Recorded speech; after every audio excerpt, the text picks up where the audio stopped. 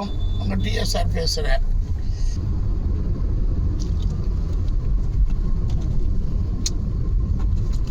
Beetroot lemon combination வந்து ஒரு டிஃப்ரென்ஷியலாக இருக்குது. பீட்ரூட், லெமன், ஜிஞ்சர்,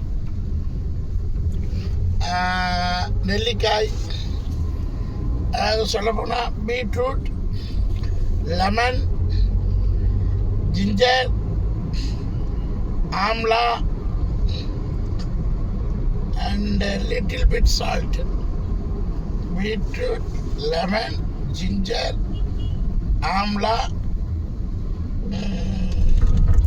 வேற என்ன பண்ணி சால்ட் 5 ஐட்டம்.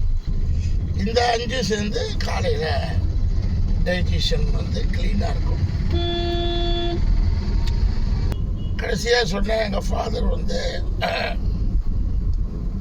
அந்த பிஸ்னஸ் லாஸ். என்ன காரணம்னா அந்த எஜுகேஷன்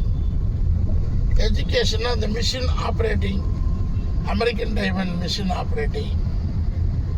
அப்புறம் திடீர்னு சைனீஸ் வந்து நம்மளோட பாப்புலேஷன் 50 இயர்ஸ் பேக்கே அவங்க ஹியூஜ் பாப்புலேஷன். காரணம் சைனீஸ் கல்ச்சராக இருக்கலாம். ஸோ இந்தியா இன்றைக்கி 140 crore, சைனா வந்து 150 crores இருக்கும். பட் நம்மளை விட அவங்க பாப்புலேஷனில் பெரிய கண்ட்ரி. ஸோ அங்கே லேபர்ஸு சீப்பு. எஜுகேஷன் வந்து சைனீஸ் வந்து 60 வருஷத்துக்கு முன்னாடியே நம்மளை விட குளோபலைஸ்ட் ஆகிட்டாங்க. யூரோப்பியன்ஸ், அமெரிக்கன் ஷிப்பு காலத்துலேயே.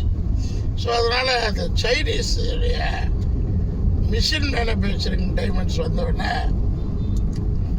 அங்கே லேபர்ஸ் எஜுகேட்டட். இந்த ப்ரொடியூஸ் பண்ணுற கல் இருக்கு இல்லையா, அமெரிக்கன் டைமண்ட்ஸ். சென்னையில் ஒரு முக்கியமான இடம் அது. இது வந்து ஒரு பாம்பேயோட குலாபா மாதிரி. குலாபான்னு சொல்ல முடியாது, லோக்கண்ட்வாலா மாதிரி, ஒரு மினி லோக்கண்ட்வாலா. அங்கேருந்து அந்த மாதிரி மினி லோக்கண்ட்வாலா. என்டையர் சென்னை இந்த மாதிரி அப்பார்ட்மெண்ட்டில் ஆகணும். ஆனால் கவர்மெண்ட் வந்து எல்லா ப்ரைவேட் கான்ட்ராக்டருக்கும் சிட்டி மட்டும் எதை கொடுத்தோம்னா ஹைரைஸ் அப்பார்ட்மெண்ட் அதிகம் பண்ணி கிரவுனிஸ் கார்டனிஷை நிறைய பண்ணணும். பாம்பே ஸ்டைலில் அந்த இடத்து ஓனர்களுக்கு, அந்த லேண்ட் ஓனர்ஸ், அவங்களுக்கு தேவையான land as per international standard சென்னைக்கு கொடுத்து சிங்கப்பூர் மாதிரி கொண்டு வரலாம். அட்லீஸ்ட் பாம்பே மாதிரியாவது நம்ம சென்னை சிட்டியை கொண்டு வருவோம். அதற்கான காலகட்டங்கள் இப்போ வந்துக்கிட்டு இருக்கு. நம்மளுடைய ஆட்சியாளர்கள் அதை செய்துக்கிட்டு தான் இருக்காங்க. பழசு ஹவுசிங் போர்டு ரொம்ப பழசு பாருங்க. எத்தனை ஆண்டு காலங்கள் டெமாலிஷ் பண்ணிடணும்.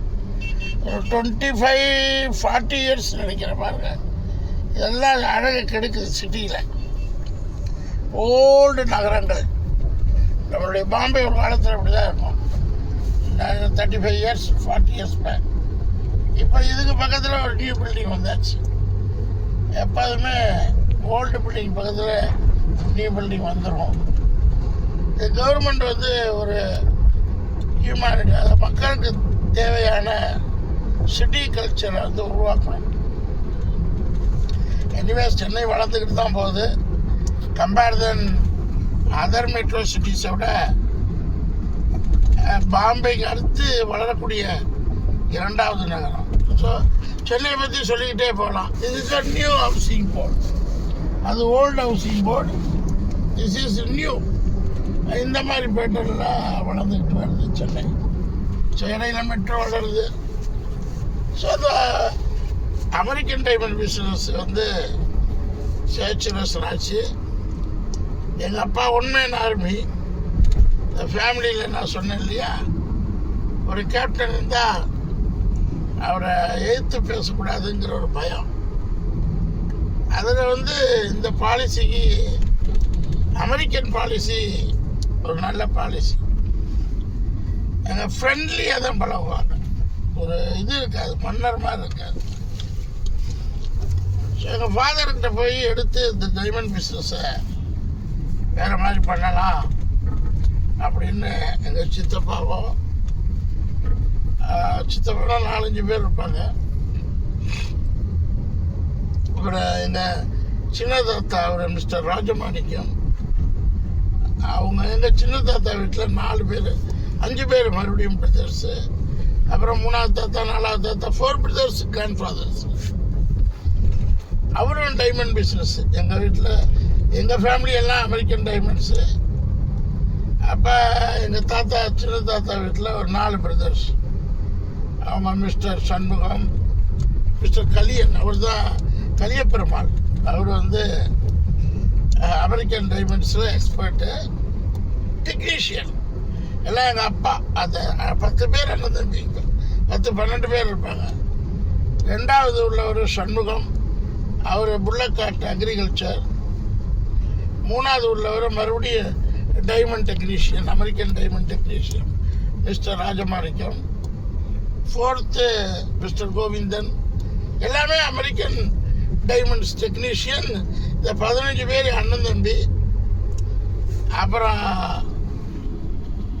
மைத்துனர்கள், எங்கள் அத்தைகளோட ஹஸ்பண்ட்லாம் இருக்காங்க இல்லையா, எல்லாமே total family American diamonds. So இதில் இந்த எங்கள் அப்பாவுக்கு பவர் கொடுத்ததுனால அவரை போய் கேட்க முடியல யாரும். அவர் எது செஞ்சாலும் நல்லாயிருக்கும் அப்படின்னு அவர் தலையில் பெரிய கிரீடத்தை தூக்கி வச்சிட்டாங்க. ஸோ அந்த கிரீடத்தை அவரால் இறக்க முடியல. என்ன கிரீடம்னா, எல்லாரையும் எப்படி கட்டி கழிச்சு அரவணைச்சு கொண்டு போகிறது. பிஸ்னஸ் சேச்சுரஸ் ஆச்சு. அப்போ எங்கள் சின்ன தாத்தா ஃபேமிலி, அதாவது எங்கள் வெள்ளையன் சிட்டியார், வெள்ளையன், அவருடைய ஃபேமிலி எல்லாம் எங்கள் 3வது தாத்தா இருக்கார், 3rd ஜென்ரேஷன். அவர் சாரி 3rd, அதாவது 3வது தாத்தா. அவர் is gone to 1940 Bombay. Before freedom 3வது தாத்தா திருச்சி டு பாம்பே போயிட்டார். பாம்பேயில் போய் is a one man army. Mister Gnanappan and Murugan, அவங்க 2 பேரும் பிரதர்ஸு. ஸோ அந்த brothers settle from 1940 Bombay. So எங்கள் ட்ரெடிஷன் எப்படின்னா, 2 வந்து மகாராஷ்டிரா ஸ்டேட்டு, 2 வந்து தமிழ்நாடு. பாம்பேயில் போய் அவங்க சும்மா ட்ரேடிங், ரேஷனிங், ஏதாவது சின்ன குட்டி தொழில். பாம்பே தமிழர்கள், பம்பாய் வாழ் தமிழர்கள் இருப்பாங்க. இன்றைக்கி ஸ்பெஷலைஸ்டு ஒரு எம்பி கூட வந்துட்டார், ஒரு மினிஸ்டர் கூட வர போகிறாரு. வந்துட்டார் என்னான்னு தெரியல. லைக் தாராவின் ஏசியாவின் மிகப்பெரிய ஒரு டிஃப்ரெண்ட்டான பிளேஸ். ஸோ அந்த மாதிரி ஏரியாவில் மகிம் சொல்லிட்டு ஒரு நல்ல ஏரியா. பட் அங்கே தான் நம்மளுடைய ஃபஸ்ட்டு லேர்னிங் பாயிண்ட். இந்த டெக்ஸ்டைல் கண்டுபிடிச்சது நான் அங்கே தான். ஸோ 4 பிரதர்ஸ் சொன்னேன் இல்லையா, அந்த 4 பில்லர்ஸ். அதில் எங்கள் ஃபாதருடைய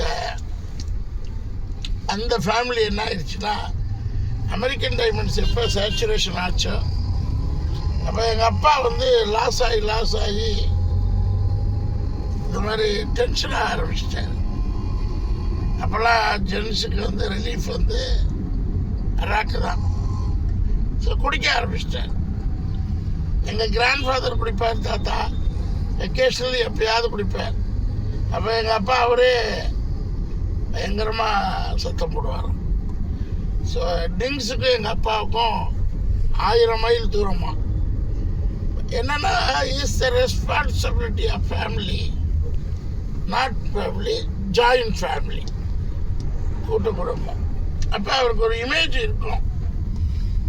அந்த இமேஜை உடைச்சது யாருன்னா ட்ரிங்க்ஸ், போதை.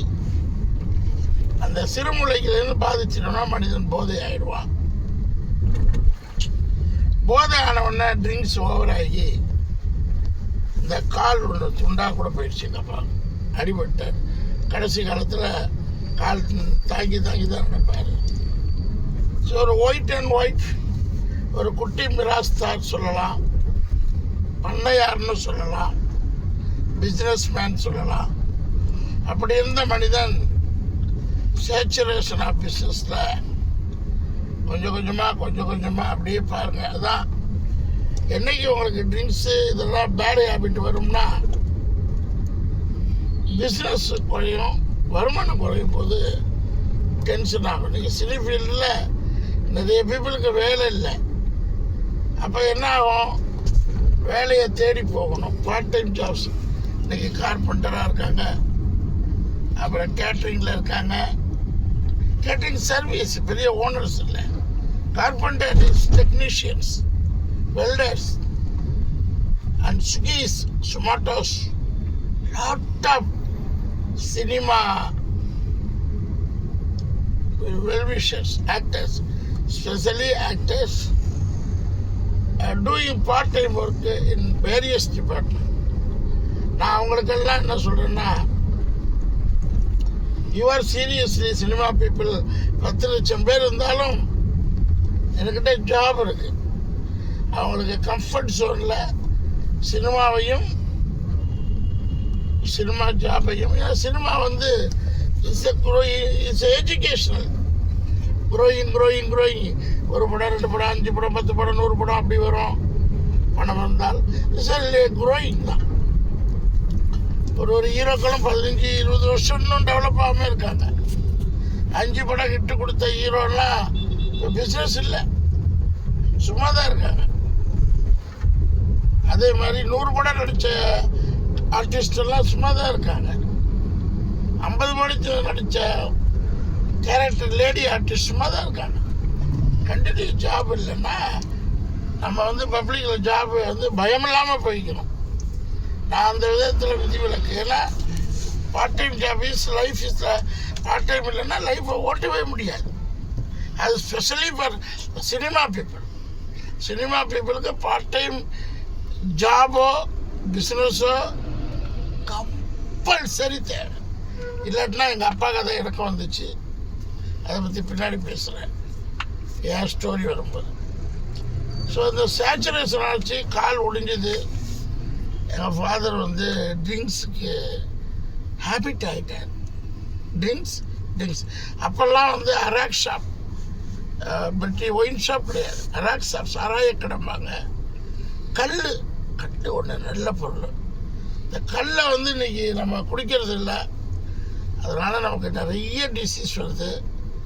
கல் வெரி வெரி உணவு. அது தென்னங்கல், பனங்கல், ஈச்சங்கல், இந்த மாதிரி பாண்டிச்சேரியில் இருக்குது, கேரளாவில் இருக்குது, ஆந்திராவில் இருக்குது, மகாராஷ்டிராவில். தமிழ்நாடு மட்டும் அந்த கல் இல்லாதது ஒரு வருத்தம் தான் என்ன கேட்டால். காலையில் இருந்துச்சு நம்ம பதநீர் குடிக்கலாம், இளநீர் குடிக்கலாம், ஈவினிங் ஆனால் கல் குடிக்கலாம். ஸோ ஒயின் ஷாப்போட பிஸ்னஸ் குறைஞ்சிடும் கல் வந்தால். ஏன்னா எல்லோரும் கல் குடிப்பாங்க, அந்த காலத்தில் லேடிஸும் குடிப்பாங்க. இந்த அராக் ஷாப்பு ஆரம்பித்த உடனே எங்கள் அப்பா அந்த ட்ரிங்க்ஸுக்கு அடிமையாகிட்டார். அப்புறம் பாம்பே போனார். பாம்பே போய் ஏன்னா எங்களுடைய ஃபோர் ஃபாதர்ஸ் இருக்காங்க இல்லையா, அவங்களுடைய ஜென்ரேஷன் எங்கள் சித்தப்பா ஃபேமிலி எல்லாம் கான் டு அரேபியன் கண்ட்ரிஸ். எல்லாருமே எங்கள் ஃபேமிலியில் பார்த்தீங்கன்னா கல்ஃபில் 40 வருஷமாலாம் இருக்கிறவங்க இருக்காங்க. எங்கள் சித்தப்பாலாம் 40 இயர்ஸ் இன் துபாய், இன்னொரு சித்தப்பா 40-45 வருஷம் அரேபியன் அண்டு சவுதி, துபாய். அது மாதிரி கல்ஃப் டெவலப் பண்ணும்போது எங்கள் 4-5 சின்ன சித்தப்பாங்களும் போயிட்டாங்க. அன்ஃபார்ச்சுனேட்லி எங்கள் ஃபேமிலி போக முடியல. ஏன்னா இந்த அமெரிக்கன் டைமண்ட்ஸை வந்து கடைசி வரலையும் டிபெண்ட் பண்ணாங்க. அதில் ரொம்ப டிபெண்ட் பண்ணி எங்கள் ஜென்ரேஷனு அமெரிக்கன் டைமண்ட்ஸ் கல்லுப்பட்ட வியாபாரம் தான், அக்ரிகல்ச்சர் கூட கிடையாது. ஒரு எண்டில் எங்கள் அப்பா பாம்பே போயிட்டு அங்கேயும் ட்ரிங்க்ஸ் தான், தொழில் செட் ஆகலை. இப்படி அப்படியே கொஞ்சம் லக்ஸுரி ஃபேமிலி,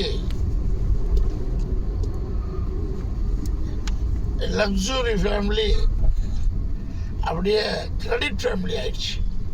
கடன் வாங்க ஆரம்பிச்சிட்டாரு எங்கள் அப்பா. கடன் வாங்கி அந்த அமெரிக்கன் டைமண்ட் பிஸ்னஸை கொஞ்சம் ரெக்டிஃபை பண்ணார். எப்படியாவது இந்த பிஸ்னஸை ஈடு கொடுக்கலாம் அப்படின்னு. ஆனால் கடன்காரங்கள் வர பிஸ்னஸை மறுபடியும் ஒரு உளுந்த பிஸ்னஸ்ஸு, காம்படிஷன் உள்ள பிஸ்னஸ்ஸு.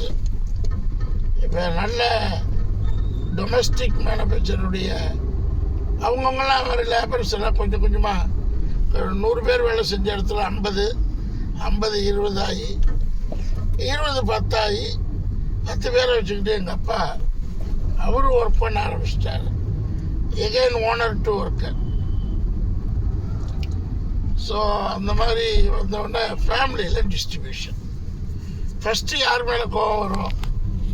அப்பாவுக்கு டென்ஷனா அம்மா மேலே தான். அப்போ எங்கள் அம்மா வந்து ஒரு இன்னசென்ட். அவங்களுக்கு வந்து ஃபேமிலி 14 வயசில் கட்டி கொடுத்ததுனால அவங்களுக்கு ஃபேமிலி, கல்ச்சர், அந்த ட்ரெடிஷன் இதெல்லாம் ஒன்றுமே தெரியாது. சும்மா 5 அப்போ லேடிஸும் வந்து பெரிய லெவலில் வெளி உலகத்துக்கு வரமாட்டாங்க. ஏன்னா பெண்கள் வந்து ரெஸ்பான்சிபிலிட்டி அடிமைன்னு சொல்லுவாங்க. பட் நான் அடிமைன்னு சொல்ல மாட்டேன்.